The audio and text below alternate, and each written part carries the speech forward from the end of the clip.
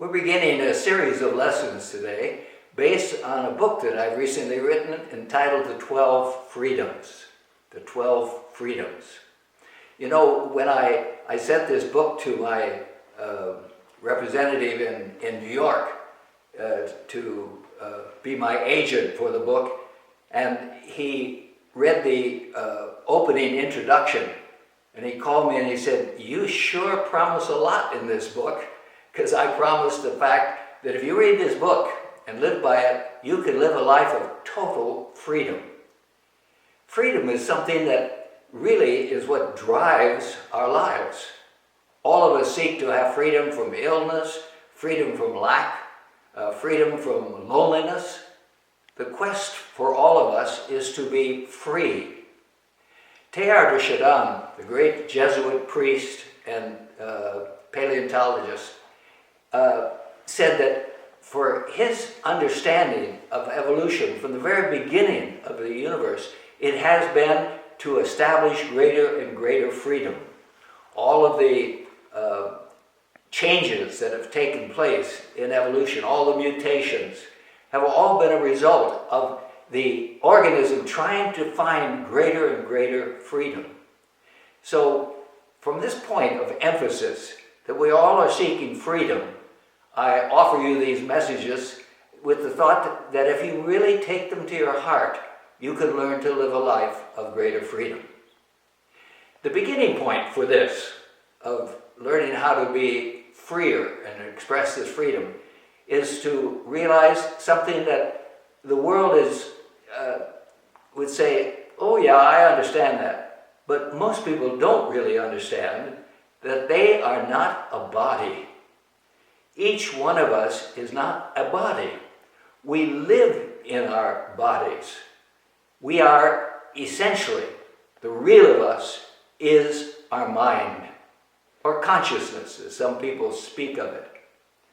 And you know, I've been a metaphysician for 55 years at least, and so in metaphysical circles, we've all agreed to this, that we're mind beings, and some people say spiritual beings. But I like mind being because most of us can relate to our thinking aspect of our being. But on the other hand, we all live, I shouldn't affirm that, but we live as if we thought we are body beings. That is, we constantly think about taking care of our bodies, or again, constantly think about making a living for ourselves, instead of thinking about, what am I doing in mind? And so, it's really a fabulous thing that the metaphysicians, such as myself, have been joined by the cutting-edge scientists of today. Some of you may have heard of this gentleman. His name is Robert Lanza, and I recently came across his work. Robert Lanza is thought of as probably the outstanding biologist in the world today.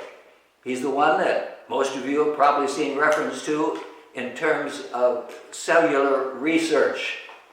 He has cloned animals through his incredible ability of working with cells, and he has been on the front of magazines of some of our leading publications around the world for his research and work in cellular development.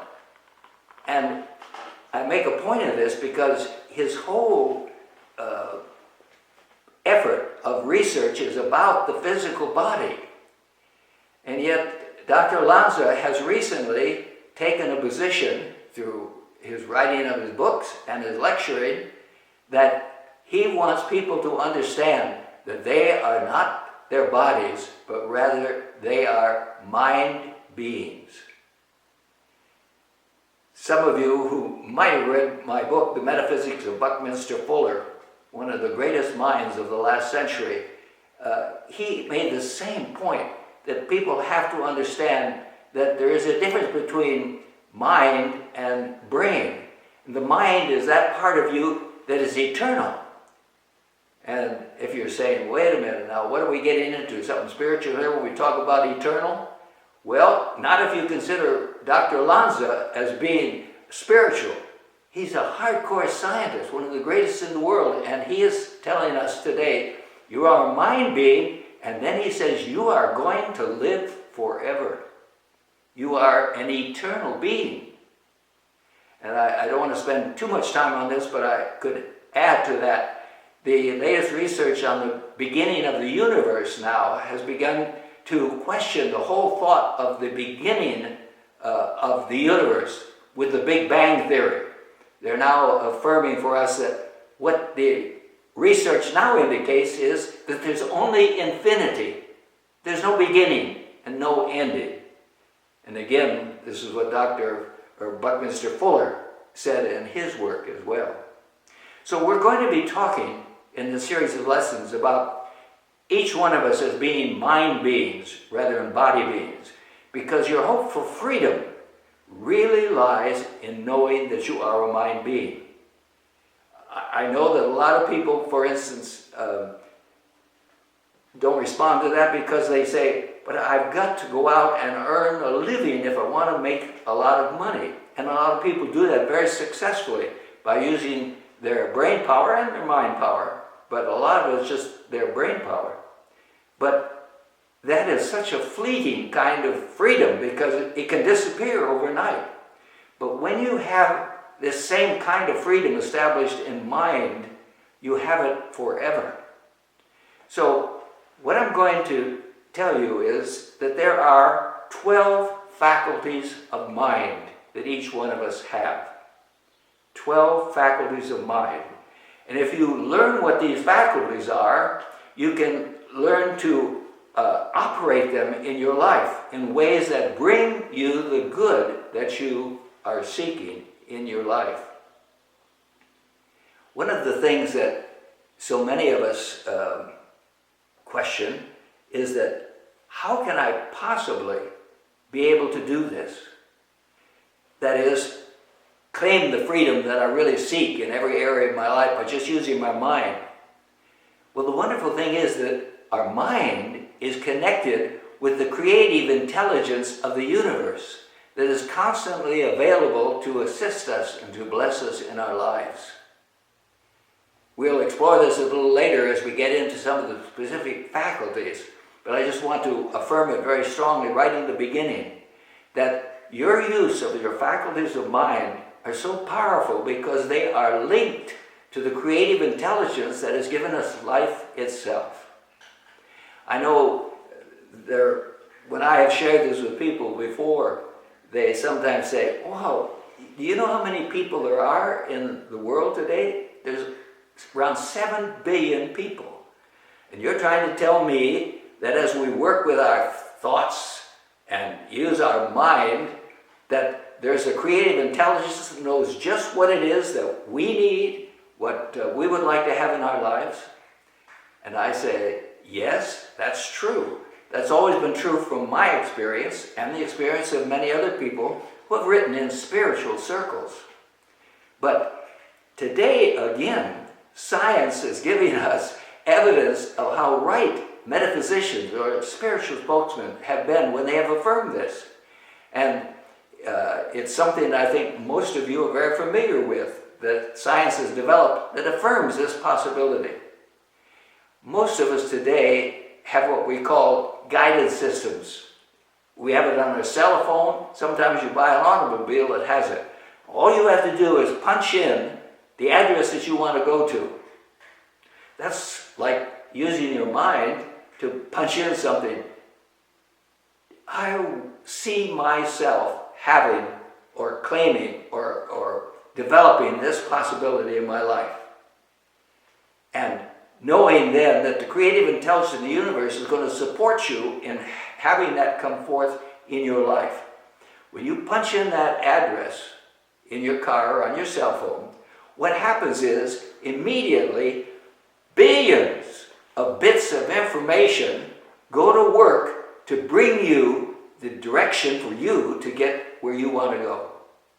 Now, you may have punched that in, say, Lee Summit, Missouri, or Roseville, California, and at the same time, somebody's punching in an address over in Paris, France. And all the bits of information go together so that everybody ends up with exactly the direction they need to go to the address that they want to go to. And not only do I love this as an example, how if we can do this with our intelligence, where we are in our evolution of humanity today, that we can create such technology that will allow us to work with billions of bits of information to make all of this happen, then obviously the intelligence that has created the universe is capable of doing the same thing for each of us individually. There's another thing I love about this example, and that is that for years, the religionists sort of led us down an alley, which I'm sure they did in good faith. I think they probably believed it. And that is that this creative intelligence, which many people call God, this creative intelligence does not like you when you don't do things that somebody has said you mustn't do. And whether you think of the Ten Commandments or whatever might be a particular rule of some philosophy of life, the thought has been shared that, as I said, creative intelligence doesn't like you because you've done that, and that you're going to have to pay the price for it. Well, for many of us who are in the metaphysical circle, we have realized this is totally incompatible with the realization of what the great thinkers of all times have said, and that is that God, the creative intelligence, is clearly love and holds each one of us only in the spirit of love. We have said that, therefore, there is nothing that you can do that God is ever going to condemn you to hell or damnation for it. But today, as I said, in the guidance systems to support that philosophy, all you have to do is look at what happens when you don't go the way that the guidance system has told you to go. There are no red lights that come on. There's no voice that says, you are the dumbest person in the world. You were supposed to go left at that street back there, and you didn't do it. And therefore, I'm not going to guide you anymore. What happens? What happens is it immediately recalculates from where you have made the turn to get you back on course to where you want to go. And that's a fantastic thing. The creative intelligence of the universe has that same relationship to us. There is nothing that you can do that can break the connection with this creative intelligence. It's seeking to lead you to your highest good, and the good that you have put into a desire in mind for you to have in your life. So, with that sort of background, let me talk to you why I have said there are 12 faculties of mind. How could I possibly know this? Or people that I learned this from initially, how could we possibly say there are 12 faculties of this mind? Where I first heard it was from a wonderful man by the name of Charles Fillmore, who was one of the co-founders of the Worldwide Unity Movement. And he was a great metaphysician and scholar of the Bible. And he advanced the theory that the Bible, particularly the Old Testament, is written in allegorical form. I mean, that wasn't unique to him. Many people have known that. But in looking at the allegorical stories, he discerned that some of the stories were trying to share with us this realization that there are 12 faculties of mind. Now, stay with me. Don't go away until I can develop this, because when I first heard this, I had been an Episcopalian most of my life, and I thought, whoa, this sounds pretty way out to me. But when you hear how he works with these allegories, and I'll share one of them with you today, when I first heard it, I thought, well, that sort of makes sense, doesn't it? And it's the story of Joseph and the 12 sons of Jacob, which is in the Old Testament. One of the great classic stories. They've made movies about it. They've written books about it, because Joseph was such a colorful person. The Old Testament story tells us that he was his father, Jacob's, favorite son. And he had a coat of many colors, and he was always telling stories, and he and having dreams that he shared with his brothers. And one day, according to the story, he told his brothers that he dreamed about all of them bowing down to him. And the story tells us that the brothers were so upset with him that when all the brothers went off to tend the flock, they grabbed their brother Joseph and stuck him down in a big hole in the ground and left him there. And some traders came along and they sold this Joseph to the traders. And I'll try to move through the story as it is told literally in the Bible fairly fast. Joseph is taken and sold to a very wealthy man, and then Joseph got in trouble because the wealthy man's wife said that Joseph made an advance to her. Well, actually in the story we're told that she made the advance to Joseph, but she got him in trouble by putting it on Joseph. She was mad at Joseph because he refused his advance. And so Joseph was put in prison. While he was in prison, he interpreted dreams for some of the prisoners that were with him. And according to the story, some of the prisoners worked for the Pharaoh. When they got out, they heard that the Pharaoh had a dream, and they told the Pharaoh, well, we know a man who interprets dreams. And so the Pharaoh said, bring him to me.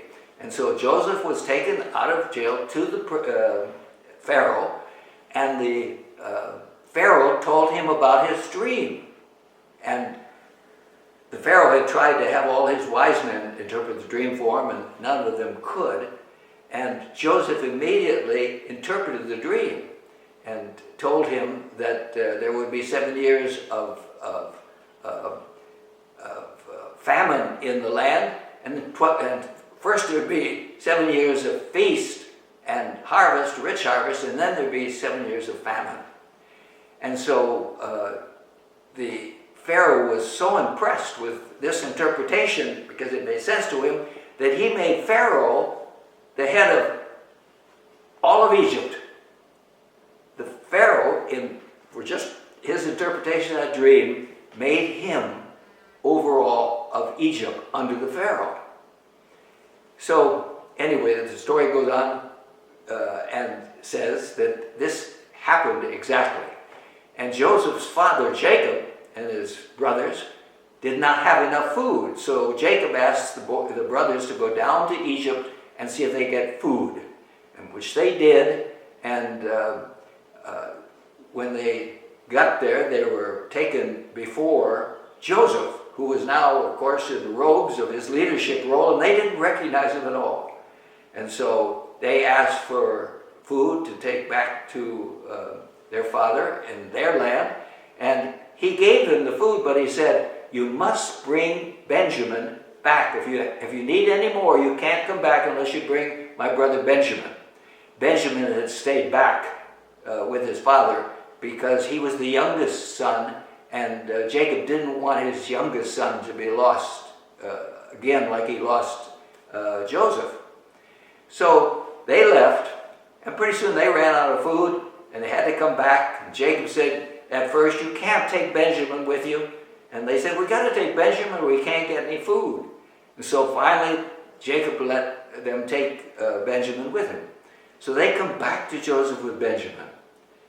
This time, the story tells us that Joseph said, I am your brother Joseph, and you meant it for evil when you put me in that pit, but God meant it for good. So anyway, there was a great happiness of them recognizing Joseph, and they go back to their father and get their father, and they all come back and live in Egypt. Well, now, I've sort of taken you quickly through, that's the literal story as it appears in the Bible. It made a great movie, but a lot of people like me, when I was younger and I first heard the story, I thought, I can't imagine anybody like a Pharaoh making a guy just because he interpreted one dream the head of my whole nation.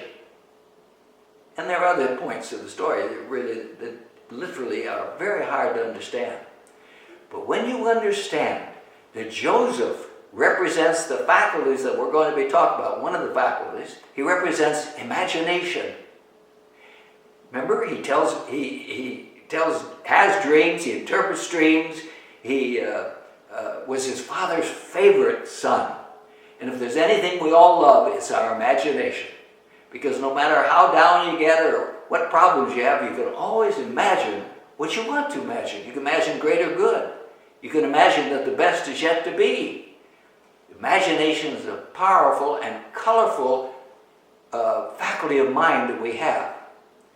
But the story is trying to tell us that that faculty is not good. It isn't powerful. It can't change your life and give you the freedom you want unless it's coupled with the faculty of faith. Well, when you look at the interpretation of the names represented in the Bible, you understand that Benjamin, the youngest son that Joseph insisted they bring back, Benjamin represents faith, your capacity and mind to believe. And so here is this story that makes a rather interesting but almost unbelievable literal story, but in terms of understanding as an allegory and interpretation, you understand that we're being told that your imagination is a wonderful tool, a wonderful faculty of mind, but it isn't going to change your life or the world very much unless you couple it with faith. So, back to what I initially said, where do we come up with the number 12? We come up with the number 12 because this is one of the base stories of the Old Testament about the 12 sons of Jacob, which became the 12 tribes of Israel. And of course, it just doesn't just happen. It is a fact that Jesus chose 12 disciples. He could have chose 10 or 13 or 14, but he chose 12. Well, this is a beginning to our series of lessons, and I hope it's caught your attention.